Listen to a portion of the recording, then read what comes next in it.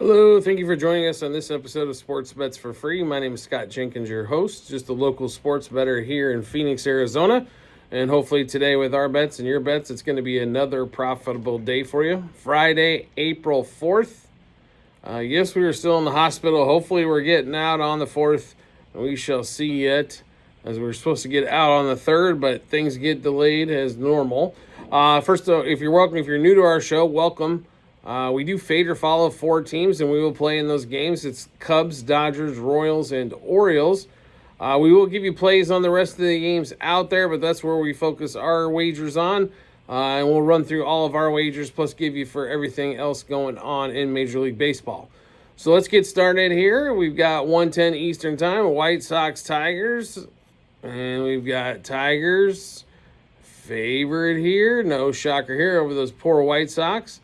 Tigers a big favorite here, $2.45 favorite, some books on that one. Total of 7, Midwestern game. I expect to be a little bit chilly, a little bit cold on that end there. So my play an under here in this Tigers game. We've got an under that we're going to play extremely heavy coming up for you here, but definitely like the Tigers in this spot. Don't know if there's going to be a ton of runs scored. The easiest one might be White Sox under their team total. It's probably going to be around 2.5, so it might be a little bit of a sweat there. But definitely like the Tigers in that matchup, money line. Maybe even laying the 1.5. It's right around. It's pretty close to even money. The problem is how many runs can they score? But I don't expect the White Sox to put much of a fight up with their offense. Next game up, 2:10 Eastern Time. Cardinals, Red Sox. Congratulations to the Red Sox. They got healthy on the batting side. All of a sudden going to Baltimore. Now they're back at home. Walker Buehler facing Eric Fetty in this one. And the Red Sox $1.40 favorite, roughly. Most books here. Good reason why. He's going to pitch well, I'm assuming, in this game here. And then you got Eric Fetty for the Cardinals. He's a solid guy, but as a guy that's going to rip you off, give you 6, go 6 2/3, no run ball. Probably not, but he's a guy that can get you go 5 innings, give up 3 runs. In that one there. Red Sox offense maybe poked alive here. You got Devers kind of out of his slump. Bregman and their young rookie Campbell's been on fire. Got a home run yesterday as well in that game against the Orioles. Like the Red Sox in this spot here. I'd lay the 1.5, take the plus money with that one. Also would look for Red Sox over 4.5 team total. Like I said, as they've started to hit the baseball here over the last couple games. 2:20 Eastern Time, Cubs at home. On a Friday, they always play that early Friday game, right? So 2:20 Eastern Time. Normally they're by themselves in this early slot, but with still home openers going on around the league, everybody getting their day game in on this one. They're hosting the Padres, the hot as hell Padres here. Shota versus Randy Vasquez. Total 7 at 1 or 2 books. Most of the books are at 6.5. It is supposed to be cold. It is supposed to be windy.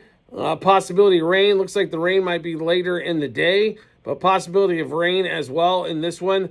This is as simple as it gets. The Cubs suck when it comes to games in Wrigley where the wind's blowing in. These games typically last less than 2, last 2 hours, and then you throw Shota in the mix. He's going to shut down that Padres offense. That wasn't spectacular, but good enough in their opening series or two. In this one, so let's give you all the plays in this one. Like I said, a bunch of under plays and a bunch of different ways to play it here. Cubs, Padres, under 7. Cubs, Padres, no run first inning. Cubs, under 3.5 team total. Padres, under 2.5 team total. Padres, Cubs, under 3.5 runs front 5. And our best bet of the day, under 4.5 runs front 5. I'll play both of those there. Cubs, under 1.5 team total front 5. Padres, under 1.5 team total front 5. Cubs, Padres, under 1.5 total runs first 3 innings, plus money on that one. Then we'll get into the pitching here, as we've got one other Cubs, Padres, under 2.5 total for the front 3 as well. Then the pitching ones, Shota and Vasquez. Shota under 1.5 earned runs allowed. Vasquez under 2.5 earned runs allowed. Vasquez over 3.5 strikeouts. Shota 5+ Ks, 6+ Ks, and 7+ Ks. Then we're also going to play Shota and Vasquez, both under 4.5 hits allowed as well in that one. Do not expect to see much offense at all. It would not be surprised. If you're looking for a correct score game, these are the ones that kind of hit here. 2-0, 2-1, 1-0, 3-0, something to that effect. I don't expect a lot of offense anywhere, to be really honest. I couldn't tell you the Cubs should win this game. They definitely have the pitching matchup. The problem is their bullpen's absolutely hot garbage. So God knows what's going to happen there. The offense was on fire in Oakland, and then all of a sudden we come back and we face the weather, and next thing you know, the offense once again shuts it down. So a bunch of under, except for the pitchers, over Ks and under hits allowed and under earned runs in the pitching matchup. Next game up, 3:10 Eastern Time. Mets, Tyler McGill. Blue Jays, Kevin Gausman. This game at Chase in New York. Tyler McGill pitched well in his first outing, but do we really expect him to see that a lot? I necessarily don't see that. Gausman pitched okay in that one. I'll take the plus money here with the Blue Jays taking plus on the run line, plus a half front 5 as well. I take my chances there. The Blue Jays offense is not as good as it was 2 years ago, but it can still hit the damn balls. If Santander wakes up, that offense definitely good as 2 years ago. 3:10 Eastern Time, A's and the Rockies in Colorado. Total at 9.5 here. So if you like that, always playing the overs in Colorado, one of the cheaper ones you're going to get. Weather, I'm sure, has a big thing to do with it. Didn't check the Denver weather. A's are favored in this one, $1.25 favorite after they just got smoked by the Cubs for the first 3 games. Couldn't believe what their lack of offense can do, and their pitching was giving up quite a bit. I'd almost have to play the Rockies here. The A's coming off, like I said, a little bad stretch. Give me the Rockies plus the money, plus 1.5 on the run line, plus a half a run front 5. 4:12 Eastern Time. Yankees go to the Pirates. Yanks finally get a win against the D-backs yesterday on Thursday. Now they got Max Fried going here. I'm a little concerned why they're $1.60 plus favorite. I understand the offensive difference between the Yanks and the Pirates, but Mitch Keller is a guy that can hold them down as well. Give me the Pirates in this spot too. Plus a half a run front 5, plus 1.5 on the run line. I don't know if the Yankees are going to have to score some runs here in order to get this, because Mitch Keller, we expect him to pitch a good game in that one. 4:35 Eastern Time. Mariners against the Giants. Giants have been red hot. Mariners can't seem to score. Luis Felipe Castillo pitching in this one. Verlander going for the Giants. Pretty sizable favorite here for the Giants at $1.55 roughly. So I like the Giants in this spot, though. The Mariners right now, until they can hit out of their own shadow, I can't take them. They're going to win that sporadic game, right? So you're going to get burnt. The key is to play against them consistently until they get this figured out. Yes, they're going to win probably 1 out of every 3 to 5 games, and you're going to get burned on that game, but most of the time it's going to be pretty simple here. Give me the Giants minus a half a run front 5. Giants over their team total. Mariners under their team total. Money line for the game on the Giants as well. 6:45 Eastern Time, the game of the day. Dodgers, Phillies. In this one here, Dodgers finally on the road. They're still undefeated. Phillies at home. Jesus Luzardo pitching in this one against Yamamoto for the Dodgers. The Dodgers figured out a way to come from behind. That was their big thing last year. They couldn't, rarely would be able to come from behind and win. They've already had to do it multiple times this season. Luzardo, though, has some of the best stuff out there if he can find out what he's doing. I mean, in this spot here, we're all over the Dodgers. We're over the Dodgers in this one. Main reason is I think Luzardo maybe doesn't find it here. So Dodgers money line minus 1.5, 2.5, 3.5 on the run line. Dodgers over 4.5 team total. Dodgers minus a half a run first 3, first 5, first 7 innings. We're playing Betts and Edman. We do have a couple additional bet plays on Mookie though. So Mookie Betts home run double over 1.5 hits, runs, RBIs. 2+ total bases, 3+ total bases, 5+ total bases, 2+ hits, and 3+ hits for Mookie. Edman, who's been spectacular since he came over last year, home run double over 1.5 hits, runs, RBIs, 2+ total bases, 3+ total bases, and 2+ hits. As we get back to the schedule here, also 6:45 Eastern Time, Diamondbacks going from New York down to D.C., Brandon Pfaadt, Jake Irvin. This is a situation, if the Diamondbacks are going to be a legit team and win, close to, around 90 games and make the playoffs, this is a series they've got to take care of. The Nationals are not known for being world beaters in this one here, so you got to take advantage of this series. They're $1.40 favored here. We like the D-backs in this spot, over 4.5 team total for the D-backs. Also, D-backs money line front 5, and you can play -1.5 for the game. This could be a close one here, that first game of that series, but we like the D-backs to get this going. They played well in New York. Merrill Kelly, unfortunately, did not have a great time pitching-wise. Everybody has to figure out you don't throw the ball to Judge. That's the easiest way to play the Yankees. They really don't have a ton else in that lineup that's going to scare you to death. Just don't pitch to Judge. It's okay if he has 400 walks for the season. Next game up, 7:15 Eastern Time, Marlins and the Braves. So the Braves couldn't figure out how to beat anybody.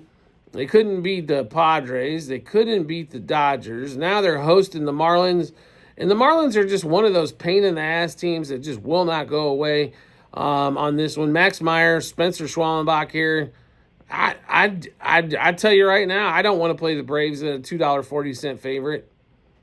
So we're gonna have to figure out multiple ways to attack this game here. Braves, if it's over 3.5 team total, it's probably gonna be 4.5, but maybe they score four or 5 runs in this one. Marlins plus 2.5 is not that juicy. Marlins plus 1.5 front 5. I might be willing to sprinkle that one as well. Next game up, 7:40 Eastern Time. Orioles travel to Kansas City. Congratulations, Orioles, for having just a shit show of a series against the Red Sox. The Orioles organization needs to understand this really quick. Your pitching staff is below average. If you plan on competing in the AL East, now, good thing the Yankees shouldn't be as good without Garrett Cole, but don't think they're not going to go get some big top-of-the-line starter here in the first half. You have got to hit. I know they lose Colton Cowser for 4 to 6 weeks because of the broken thumb, but you got Westberg. Gunnar Henderson's supposed to be back for this Friday game. We shall see in this one. And Dean Kramer going against Seth Lugo. You got a pitching disadvantage in this one for sure. Lugo been the better pitcher than Kramer for multiple years. And I will say this, there's multiple guys on the Royals that have had success against Kramer already in their career in this one. Gunner's going to have to add some spice to that lineup. Jordan Westberg's a stud. I think you got something there. You got something with Gunner. Tyler O'Neill, though, sticking in the middle of that lineup, you are asking for a lot of disappointment on run driving in opportunities. He can be dialed in against left-handers, but he can also just be god-awful. You got to figure out how to get Rushman or Gunner maybe a little bit more than that. I mean, losing Santander was a big deal for them on their offense.